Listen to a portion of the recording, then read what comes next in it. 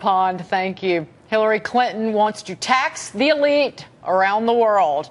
The Secretary of State making those remarks at the Clinton Global Initiative, where she said there are rich people everywhere, and they do not contribute enough to the growth of their own countries. Well, the judge is here, Judge Andrew Napolitano, Fox News senior judicial analyst, in a segment that has been teased for the last 2 days. People have been on the edge of their seats. The judge had a conflict yesterday, scheduling conflict. Twitter was blowing up. Oh, man, they said, what is the judge going to say about this Hillary Clinton story? I bet they can't predict what I'm going to say.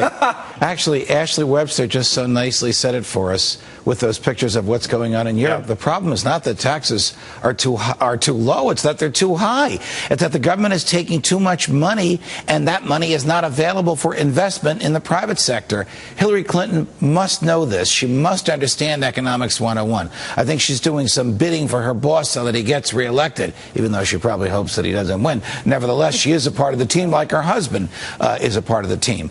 But if she is suggesting that some international authority like the UN could levy taxes on elites, depending upon how you find them, all over the world, that would violate the Constitution with respect to Americans. So I don't know that she's going that far.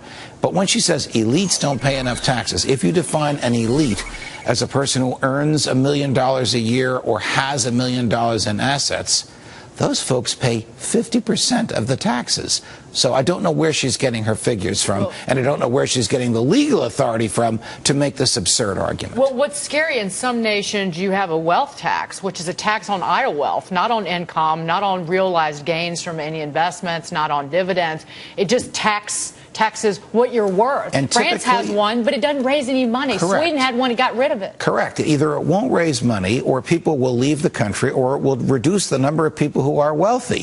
For every dollar that the government takes from any person, that's a dollar less available to invest. Government loses money, investment makes money. It's pretty basic. Hillary Clinton must know that. Therefore, she's cooperating with that gaggle in Chicago that's running the president's campaign.